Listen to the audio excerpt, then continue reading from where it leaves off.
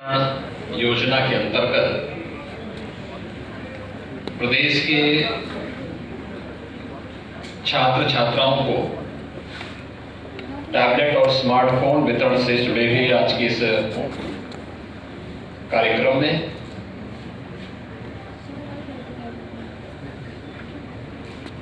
गोरखपुर के लोकप्रिय सांसद श्री रवि किशन शुक्ला जी, महापौर डॉक्टर मंगलेश कुमार श्रीवास्तव जी, जिला पंचायत के अध्यक्ष श्रीमती साधना सिंह जी, विश्वविद्यालय की कुलपति प्रोफेसर पूनम टंडन जी, माननीय विधायकगण श्री फतेहबहादुर सिंह जी, डॉक्टर धर्मेंद्र सिंह जी, विपिन सिंह जी, श्री प्रदीप शुक्ला जी, भारतीय जनता पार्टी के महानगर के अध्यक्ष श्री राजेश गुप्ता जी, विश्वविद्यालय के सभी फैकल्टी मेंबर्स और विश्वविद्यालय के सभी छात्र छात्राएं, पंडित दीनदयाल उपाध्याय गोरखपुर विश्वविद्यालय में स्वामी विवेकानंद युवा सशक्तिकरण योजना के अंतर्गत आज स्मार्टफोन वितरण से जुड़े हुए इस कार्यक्रम में आकर के मुझे अत्यंत आनंद और प्रसन्नता की अनुभूति हो रही है। ये योजना प्रदेश सरकार ने इस सदी की सबसे बड़ी महामारी कोरोना महामारी के तत्काल उपरांत सेकेंड वेव के बाद जब सभी प्रकार की व्यवस्थाएं एक प्रकार से बंद सी हो रही थी, फिजिकल एक्टिविटीज एक प्रकार से और उपस्थिति कम हो पा रही थी, नहीं हो पा रही थी, और उससे केवल व्यापार और उद्यम का ही क्षेत्र प्रभावित नहीं हुआ था, बल्कि सर्वाधिक प्रभावित होने वाले क्षेत्रों में शिक्षा का क्षेत्र भी था। तब तकनीक का उपयोग करते हुए कैसे हम छात्र छात्राओं की और युवा शक्ति को तकनीकी रूप से सक्षम बना सके और बिना किसी डिस्टरबेंस के भी आज तकनीक का उपयोग करते हुए उनके जीवन में उन्हें सशक्तिकरण की दिशा में अग्रसर कर सकते हैं, तब ये योजना प्रदेश सरकार ने प्रारंभ की। हम लोगों ने इसके लिए एक प्रयास प्रारंभ किया है कि हम 2 करोड़ युवाओं को खासतौर पर स्नातक और प्रास्नातक के उन सभी फाइनल ईयर से जुड़े हुए छात्रों को प्रतिवर्ष कुछ लेकर के 2 करोड़ युवाओं को इसके साथ जोड़ेंगे। और मुझे प्रसन्नता है कि 2022-23 अब तक 20 लाख से अधिक युवाओं को टैबलेट और स्मार्टफोन का वितरण हम लोग कर चुके हैं और वर्तमान में ये योजना निरंतर आगे बढ़ती हुई कार्य कर रही है। तकनीक हमारे लिए इतना उपयोगी हो सकता है कि हम लोगों ने पिछले कुछ समय से चल रही विभिन्न योजनाओं के माध्यम से देखा होगा, या कोरोना कालखंड में भी आप लोगों ने ऑनलाइन प्लेटफॉर्म पर जो पाठ्यक्रम आपको देखने को मिले होंगे, उनके माध्यम से भी आपने देखने और सुनने का अवसर आपको प्राप्त हुआ होगा। आप सभी ज्यादातर यहाँ पर जो बच्चे होंगे ये सभी ग्रामीण पृष्ठभूमि से जुड़े हुए बच्चे हैं। तकनीक कैसे हमारे लिए सहायक हो सकती है और उस तकनीक के माध्यम से हम एक सामान्य नागरिक के जीवन में कैसे परिवर्तन ला सकते हैं, यह आज विभिन्न योजनाओं का लाभ जो जनता को मिल रहा है उसके माध्यम से हम समझ सकते हैं। पब्लिक डिस्ट्रीब्यूशन सिस्टम यानी राशन की दुकान एक सामान्य रूप से गांव में मानी जाती थी और आज भी चल रही है। 2017 के पहले उत्तर प्रदेश के अंदर राशन की जो दुकानें थी, यहां पर ज्यादातर में भ्रष्टाचार की शिकायतें आती थी। उत्तर प्रदेश के कई जनपद ऐसे थे जिनकी पहले से जांच चल रही थी, जहां पर खाद्यान्न एक कॉमन मैन को, एक गरीब को नहीं मिल पाता था। एफसीआई गोदाम से उठने के साथ ही और गोदाम से उठने के साथ ही वह खाद्यान्न प्रदेश के बाहर पहुंच जाता था, दूसरे देश तक पहुंच जाता था, गरीब देखता रह जाता था। भूख से मौतें होती थी। आपके कुशीनगर में, गोरखपुर में भी मौतें हुई थी, देवरिया में हुई थी, कई अन्य जनपदों में भूख से मौतें होती थी और सरकारें कुछ नहीं कर पाती थी क्योंकि माफिया बहुत सशक्त था, बड़ा समर्थ था।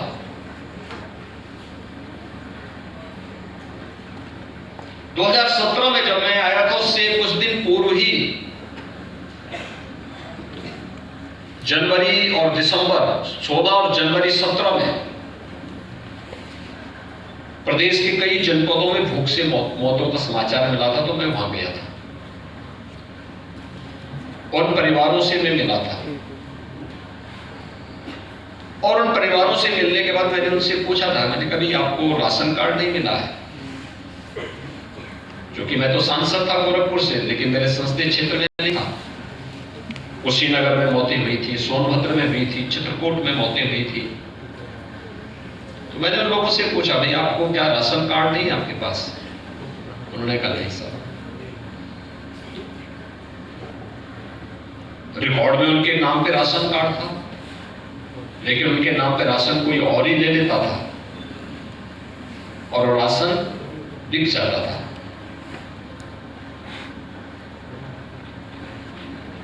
मार्च 2017 में 19 मार्च 2017 को मैंने प्रदेश में मुख्यमंत्री पद की शपथ ली।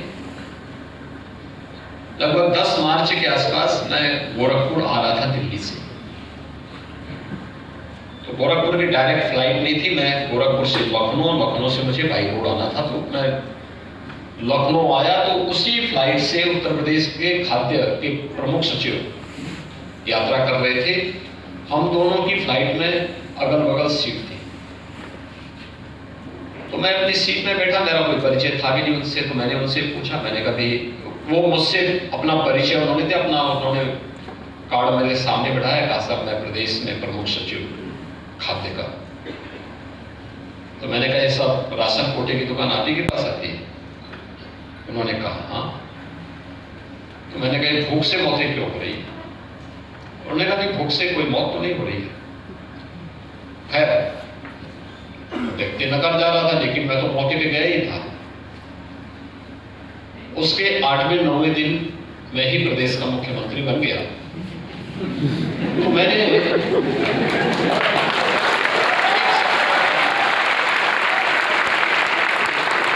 बैठक ली और बैठक लेकर के मैंने एक व्यवस्था बनाई। मैंने कहा काम करो भाई, एक दिन में 80,000 राशन कोटे की दुकान प्रदेश में है, इन सब का एक रिकॉर्ड तैयार करो और एक ही दिन में इन सब क्या छापेमारी कर दो। 30 लाख फर्जी राशन कार्ड मुझे मिले थे, 30 लाख जो गरीबों के नाम पे बनाए गए थे, लेकिन राशन निकलता था, लेकिन राशन उस पात्र व्यक्ति को नहीं प्राप्त होता था। और तब हम लोगों ने टेक्नोलॉजी का उपयोग किया था, पॉइंट सेल मशीन के माध्यम से। उसकी एक बड़ी बड़ी स्क्रीन हमने लखनऊ में लगा दी और लखनऊ की स्क्रीन से हम हर एक पॉइंट को चेक कर सकते हैं कि कहां पे फर्जी हो रहा है। उस मशीन के माध्यम से सारी जानकारी उससे प्राप्त हो सकती थी, कहां घटतोड़ी हो रहा है। ना आप कम दे सकते हैं और न ही मशीन के साथ कोई छेड़छाड़ कर सकते हैं। आधार से प्रत्येक राशन कार्ड को जोड़ दिया गया। और हर व्यक्ति के नमूने ले लिए गए। परिणाम क्या है? आज जब भारत सरकार जांच कराती है पब्लिक डिस्ट्रीब्यूशन सिस्टम का, उत्तर प्रदेश का पब्लिक डिस्ट्रीब्यूशन सिस्टम पूरे देश के अंदर सबसे अच्छा है, जबकि सबसे बड़ी आबादी, सबसे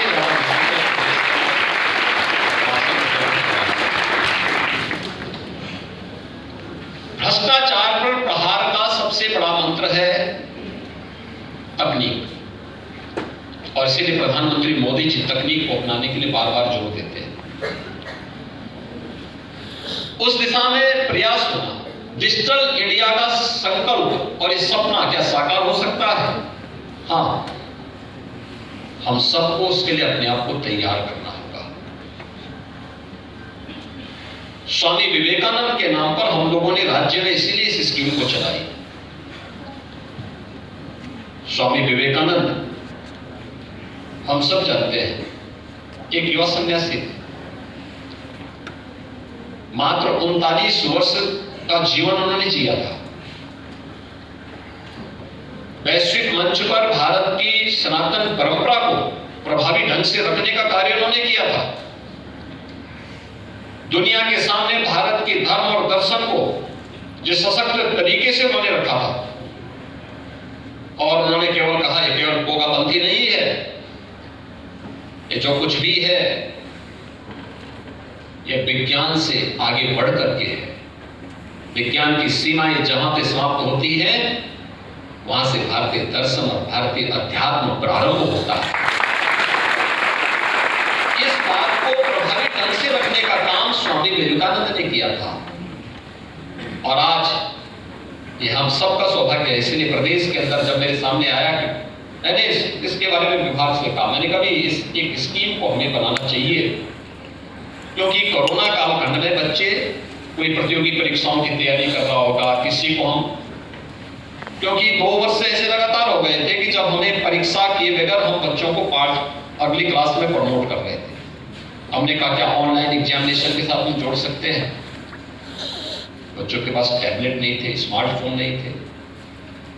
ऑनलाइन एजुकेशन के साथ जोड़ सकते हैं, उनके पास ये व्यवस्था नहीं थी, और भी अन्य संसाधनों का अभाव था। तब हम लोगों ने कहा कि नहीं, स्वामी विवेकानंद के नाम से एक स्कीम निकाली है, 2 करोड़ युवाओं को हम लोग इस योजना के साथ जोड़ेंगे। और आज मुझे प्रसन्नता है कि 20 लाख से अधिक युवाओं को अब तक हम टैबलेट अथवा स्मार्टफोन उपलब्ध करवा चुके हैं। और इस क्रम आज दीनदयाल उपाध्याय गोरखपुर विश्वविद्यालय में 1000 छात्रों को, छात्र छात्राओं को इस सुविधा उपलब्ध हो रही है। जिन्हें उपलब्ध हो रही है उनको मैं हृदय से बधाई देता हूँ। जिन लोगों को अभी नहीं उपलब्ध हो पाया है तो इंतजार करें, उनको भी ये योजना उपलब्ध होगी। इसकी सबसे बड़ी खूबी क्या है? ये स्मार्टफोन और टैबलेट केवल आपके लिए, आपके कॉल करने के लिए या आपको मनोरंजन करने के लिए, एजुकेशन के लिए नहीं है। इससे भी आगे जाकर के आपको आत्मनिर्भर बनाने का एक सशक्त माध्यम बन सके, इसके लिए भी है। इसमें केंद्र और राज्य सरकार की वे सभी स्कीम आपको मिलेंगी जो एक युवा के लिए होनी चाहिए। ये हमारा सौभाग्य है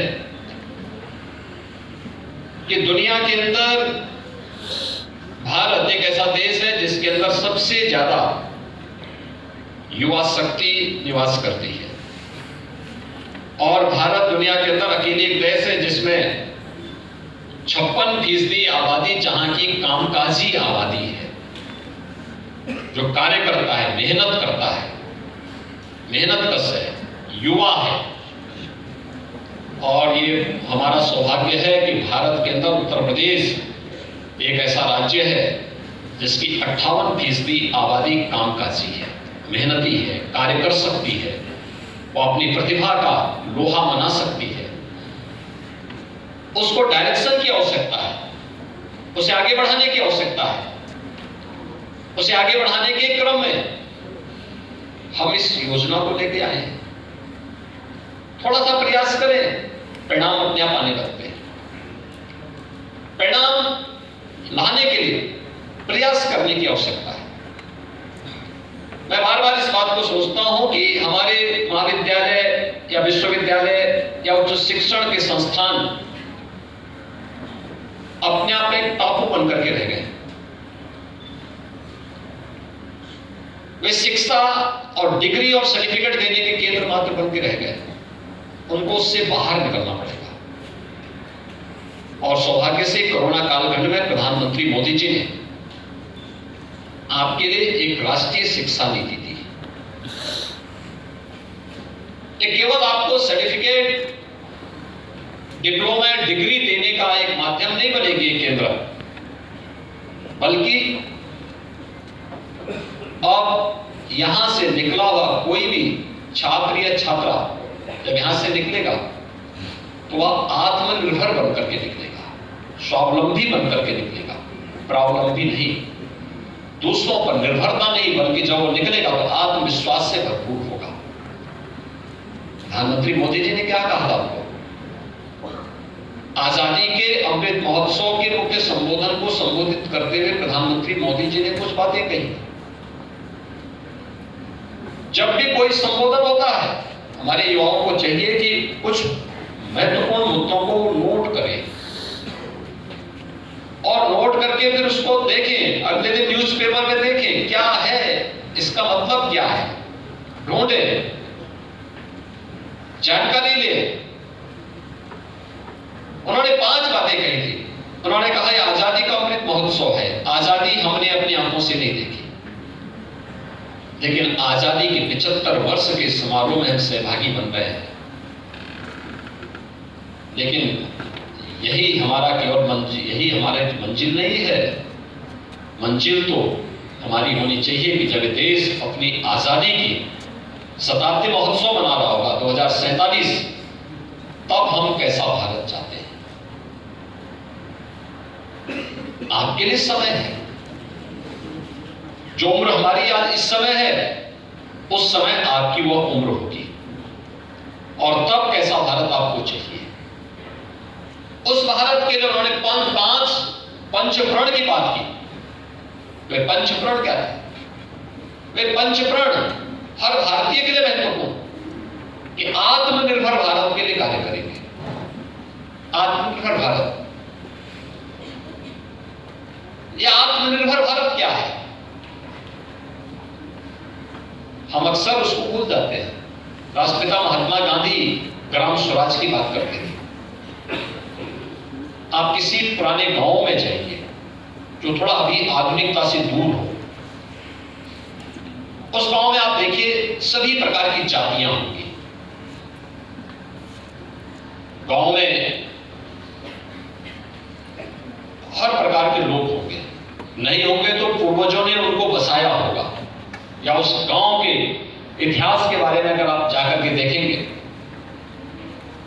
क्यों जिस भी किसी जाति का होगा तो उस जाति ने दूसरी जाति के लोगों को भी कुछ बसाया है, और फिर वे एक दूसरे के साथ मिलकर के उस गांव की व्यवस्था का संचालन करते थे। भारत का गांव कभी भी सरकार पर आश्रित नहीं था। सरकार पर आश्रित उसकी केवल और केवल राजनीतिक दृष्टि से रही होगी, अन्यथा वो सरकार से कोई अपेक्षा नहीं करता था। आत्मनिर्भरता का सबसे अच्छा उदाहरण भारत के गांव हुआ करते थे। गांव आप देख सकते हैं, उस गांव में हर जाति के गांव में गांव का राजमिस्त्री भी है, गांव में गांव का कारपेंटर भी है, गांव में गांव का नाऊ भी है, गांव में गमोची भी है, गांव में गांव का बढ़ई भी है, गांव में गांव का यानी सुरक्षा वाले भी हैं, गांव में गांव का पुरोहित भी है, गांव में यानी सब कुछ में गांव में अपनी खेती बाड़ी में स्वयं करते हैं। पानी के अपने कुएं उनके अपने हैं, बावड़ी है या तालाब है, ये सब कुछ उनका अपना है, अपनी मार्केट है, सब कुछ अपनी व्यवस्था में संचालित करते हैं। ये हमारे गांव का एक दृश्य था। पैसा न रहा होगा, लेकिन अपनी खेती बाड़ी से जो अर्जित किया, बाजार ले गए, राशन दिया, राशन के बदले अपना सामान खरीद के लेके आ गए। ये गांव था। आत्मनिर्भरता कैसे आत्मनिर्भर होगा भारत? ये जब मैं मुख्यमंत्री बना था, कैसे होगा। तो मुझे उस दौरान